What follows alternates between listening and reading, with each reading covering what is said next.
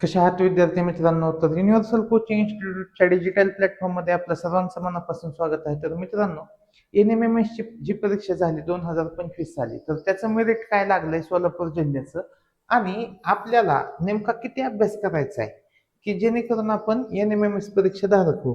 तर ते सगळं बघूया. तर आधी बघूया की NMMS देता कोणाला येते. NMMS चा उद्दिष्ट हे तर तुम्ही बघू शकता. NMMS चं उद्दिष्ट काय आहे? NMMS दिल्यामुळे विद्यार्थ्याला काय फायदा होणार आहे? तर पहिलं तर हे 25-26 हेच आता 26-27 साठी येईल. ह्या वर्षीची एक्सपेक्टेड डेट काय आहे? 20 डिसेंबर. 20 डिसेंबर 2026 ला NMMS ची परीक्षा होण्याची शक्यता आहे. 20 डिसेंबर ते 27 डिसेंबर 20 किंवा 27 तारखेला होऊ शकते. आता बघा योजनेचं उद्दिष्ट काय? इयत्ता 8वीच्या अखेर आर्थिक दुर्बल घटकातील प्रज्ञावान विद्यार्थ्यांचा शोध घेऊन बुद्धिमान विद्यार्थ्यांना सर्वोत्तम शिक्षण मिळण्याच्या दृष्टीने आर्थिक सहाय्य करणे. म्हणजे जे स्कॉलर विद्यार्थी आहेत तर त्यांना गव्हर्नमेंट पैसे देणार आहे स्कॉलरशिपच्या याने.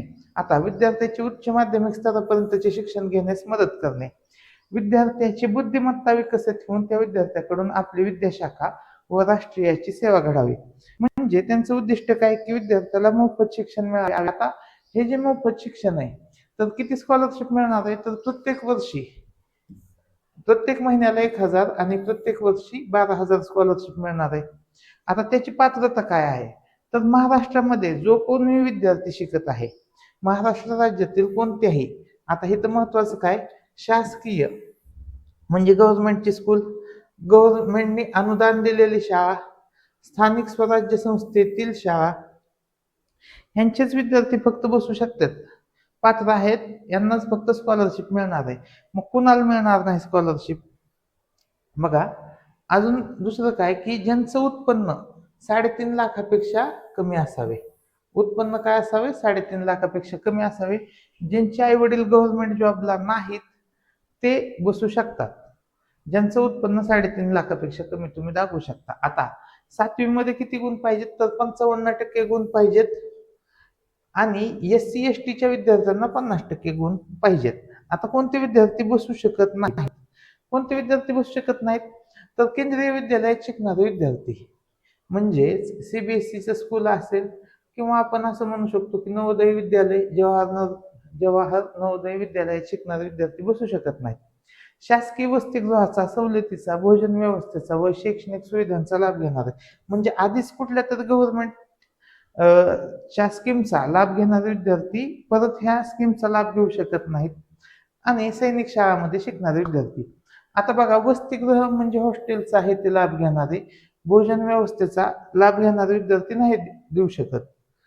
मग बघा हे ऑनलाईन आता आपल्याला नाही बघायचं, आपल्याला बघायचं की आपला पेपर कसा असणार आहे. तर बघा 2 पेपर असतात.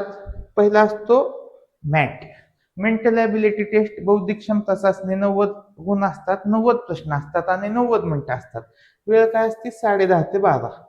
त्यानंतर असतो सॅट, शालेय क्षमता चाचणी. 90 गुण असतात, 90 प्रश्न असतात, 90 मिनिटं असतात आणि दिव्यांगांसाठी 30 मिनिटं जास्त असतात दोन्ही पेपरमध्ये. आता यामध्ये बघा सदर परीक्षेतील दोन्ही विषयात मिळून विद्यार्थ्यासाठी एकूण पात्रता गुण 40%. म्हणजे पासिंग मार्क कितीला आहे? 40%ला. आता 90ची 40% किती? 9 चोक 36. तर 36 मार्कला पास आहे दोन्ही पेपरमध्ये. 36 मार्कला पास आहे. हे कोणासाठी? हे जवळपास सगळ्या कॅटेगरीसाठी. SC-ST दिव्यांग विद्यार्थ्यांसाठी किती गुणाची पात्रता आहे? 32%. म्हणजे 90च्या 32%. हे आपण म्हणू शकतो 28 मार्काला पासिंग आहे. एक आपण रँडम आकडा काढला तर तो काय येतोय? 28 मार्काला पासिंग आहे. मग परीक्षेसाठी विषय कोणते? आता आपण बघितलं सॅट मॅट आहेत, पण सॅट मॅट मध्ये शिकायचंय काय? इथं दिलंय, म्हणजे सगळं दिलेलं आहे. आपण फक्त व्यवस्थित बघा. आता बौद्धिक क्षमता चाचणी मॅट ही मानसशास्त्रीय चाचणी असून त्यामध्ये कार्यकारण, भाव, विश्लेषण, संकलन इत्यादी संकल्पनावर आधारित 90 बहुपर्यायी वस्तुनिष्ठ प्रश्न असतात. म्हणजे बुद्धिमत्तेचे 90 प्रश्न आहेत. आता सॅट मध्ये काय आहे बघा, इयत्ता 7वी व 8वीच्या अभ्यासक्रमावर आधारित. म्हणजे 7वी 8वीची पुस्तक महत्वाचे आहेत तुमचे. 7वीची पुस्तकं हे जपून ठेवा. जे आता 8वीला येणार आहेत 7वीची. मग कोणती पुस्तकं आहेत ती? तर पहिलं आहे सामान्य विज्ञान. किती गुणाचा? 35 मार्काचा सामान्य विज्ञान विचारला जातो. समाजशास्त्र किती मार्काचं विचारलं जातं? 35 मार्काचं. गणित आहे 20 मार्काचे. आता त्याच्यामध्ये पण विभागणी बघा. सामान्य विज्ञान 35 गुणाचं असतं. त्याच्यामध्ये भौतिकशास्त्र म्हणजे फिजिक्सचे 11 प्रश्न आहेत, केमिस्ट्रीचे 11 प्रश्न आहेत आणि बायोलॉजीचे 13 प्रश्न आहेत. असे मिळून किती प्रश्न विचारतात? सामान्य विज्ञानावर 35. आता समाजशास्त्रामध्ये इतिहास आहे 15 मार्काचा, नागरिकशास्त्र 5 मार्काचा आणि भूगोल आहे 15 मार्काचा. असे मिळून ते 35 आणि गणिताचे 20 प्रश्न. आता जे माध्यम आहे परीक्षा कोणते म्हणजे महाराष्ट्रात परीक्षा देत आहे, पण महाराष्ट्रात मराठी लँग्वेजमध्ये, उर्दूमध्ये, हिंदीमध्ये, गुजरातीमध्ये, इंग्रजी, तेलुगू, कन्नड या 7 माध्यमातून देऊ शकताय तुम्ही. आणि त्याचसोबत तुम्हाला इंग्रजी माध्यमाची प्रश्नपत्रिका पण मिळते. ठीक आहे. आता हे आपण परीक्षा जशी जवळ येईल त्यावेळेस आपण बघू. आता बघा महाराष्ट्रासाठी किती कोटा आहे? तर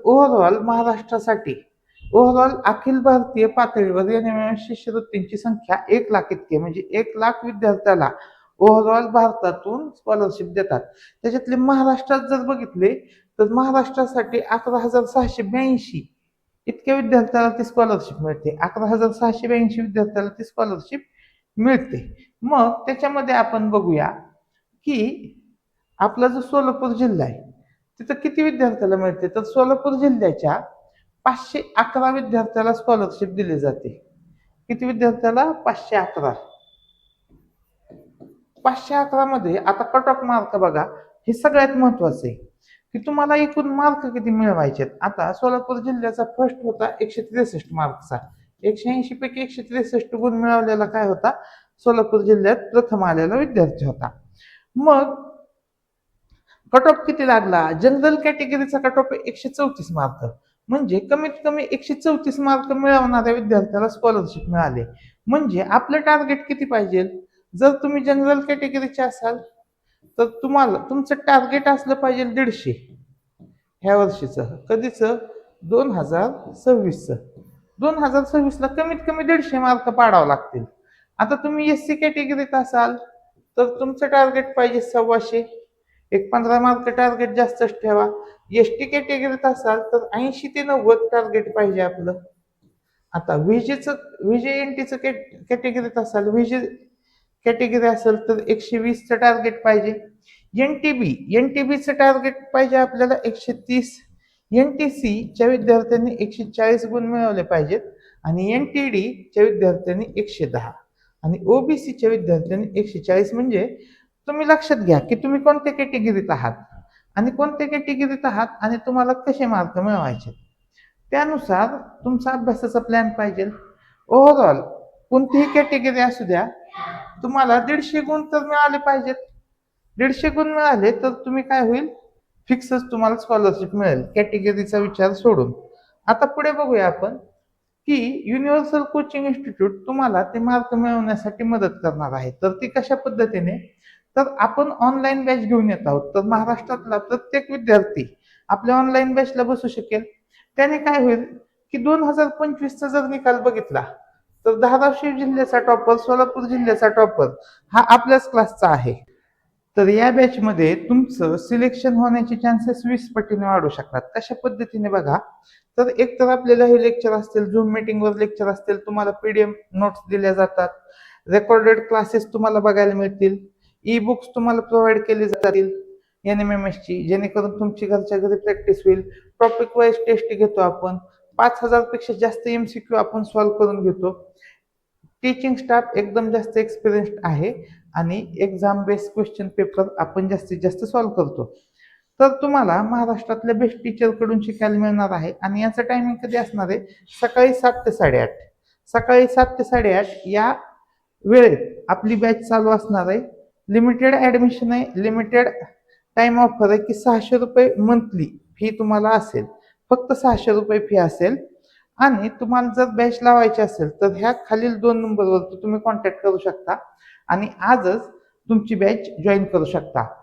तर हे सगळे कट ऑफ ऐकून तुम्ही कोणत्या तालुक्यातून कोणत्या जिल्ह्यातून हा व्हिडिओ बघताय आणि तुम्हाला नेमका कोणत्या जिल्ह्याचा कट ऑफ पाहिजे हेही मला कमेंट सेक्शनमध्ये सांगा. म्हणजे आता जसं आपण सोलापूरच्या कट ऑफची यादी बनवली, सेम त्या पद्धतीने आपण काय करूया की त्या जिल्ह्याची कट ऑफची यादी बनवू. म्हणजे तुम्हाला समजेल की तुम्हाला नेमके मार्क किती पाहिजेत, गुण किती पाहिजेत. तर युनिव्हर्सल कोचिंग इन्स्टिट्यूटमध्ये जॉईन होण्यासाठी खालील नंबरवरती संपर्क साधावा. धन्यवाद.